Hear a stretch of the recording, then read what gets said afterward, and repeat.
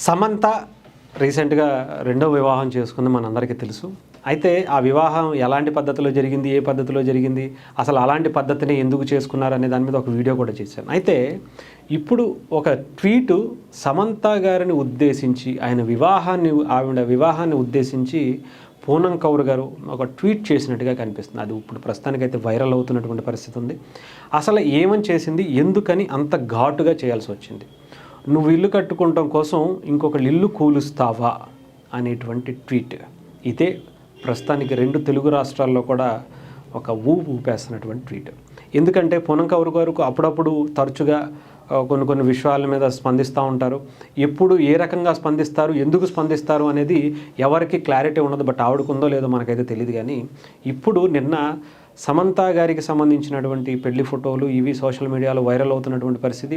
Social మీడియాలో ఒక hot టాపిక్గా అవి నడుస్తూ ఉంటే ఈవిడ వాటిని ఉద్దేశించి చేసినటువంటి ఒక ట్వీట్గా అందరూ అనుమానంగా భావిస్తున్నటువంటి పరిస్థితి.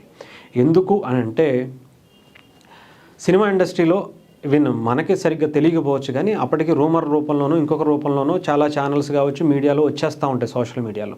సమంత గారి విషయంలో గతంలో సిద్ధార్థికి సంబంధించినటువంటి పరిస్థితి, వాళ్ళిద్దరికి ఉన్నటువంటి రిలేషను, ఆ తర్వాత బ్రేకప్, ఆ తర్వాత మళ్ళీ ఇంకొకరితో ఎవరితోనో అని చెప్పి మళ్ళీ నాగ చైతన్య గారితో రిలేషను, అది పెళ్లి వరకు వెళ్ళటం, పెళ్ళి ఆ టైంలో మళ్ళీ ఎవరు ఇంకొకరితో రిలేషన్లో ఉన్నారని చెప్పో, లేదంటే కొన్ని సినిమాలు చేయొద్దన్నారని చెప్పో విడిపోవటం, వాళ్ళిద్దరి మధ్య గ్యాపులు వచ్చినాయని చెప్పి చాలా రూమర్స్ అయితే వినిపించాయి.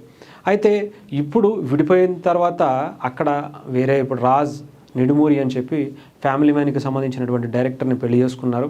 ఆయన మీదే గతంలో కూడా చిన్న ఇష్యూస్ జరిగాయి. వీళ్ళిద్దరు విడిపోవడానికి కారణం కూడా ఆ వ్యక్తే అని చెప్పి కూడా చాలామంది అనుకున్నారు. ఇప్పుడు అదే వ్యక్తిని పెళ్లి చేసుకోవటం కూడా ఒకంత ఆశ్చర్యం అయితే ఏం లేదు. కానీ ఏదైతే అప్పుడు అనుకున్నటువంటి ఆ ఊహాగానాలు ఇప్పుడు నిజమేమో అనుకునేటువంటి పరిస్థితి అయితే కనిపించింది.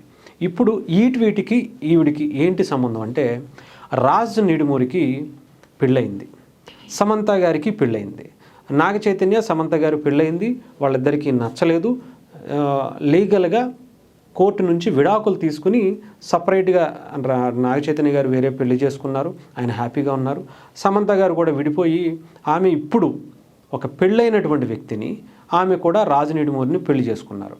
ఎప్పుడైతే సమంత రాజ్ నిడుమూరి జీవితంలోకి ఎంటర్ అయిందో అప్పటి నుంచే వాళ్ళ కుటుంబంలో చిచ్చు రాజేసినటువంటి పరిస్థితి. నాట్ ఓన్లీ నాగ చైతన్య గారి కుటుంబం, నాట్ ఓన్లీ సమంత నాగ చైతన్య గారి మధ్య, అటుపక్క ఉన్నటువంటి రాజ్ నిడుమూరికి సంబంధించినటువంటి ఫ్యామిలీలో కూడా ఈమె అడుగు పెట్టడం, ఆమెతో సినిమా చేయటం, వాళ్ళ భార్యాభర్తలు ఇద్దరి మధ్య గొడవలు రావటం, ఇప్పటికే ఒక కూతురు అనుకుంటా రాజ్ నిడుమూరికి వదిలేసి సమంత గారి వెంట తిరుగుతున్నట్టుగా వస్తున్నటువంటి వార్తలు. సో ఏదేమైనా కానీ ఇప్పుడు ఈ ట్వీట్కి అర్థం ఏంటంటే, నువ్వు ఇల్లు కట్టుకోవడం కోసం, అంటే సమంత గారు ఇల్లు కట్టుకోవడం కోసం అంటే రాజ్ నిడుమూరికి ఫస్ట్ వైఫ్గా ఉన్నటువంటి ఒక మహిళ, ఆమె ఇల్లుని కూల్చేయటం ఎంతవరకు కరెక్టు అనేది ఈ ట్వీట్ యొక్క సారాంశంగా మనం చూడొచ్చు. ఆమెను ప్రేమించింది, బట్ ఆయన ఇంకా అప్పటికే రిలేషన్లో పెళ్ళయింది, ఒక పాప కూడా ఉన్నారు.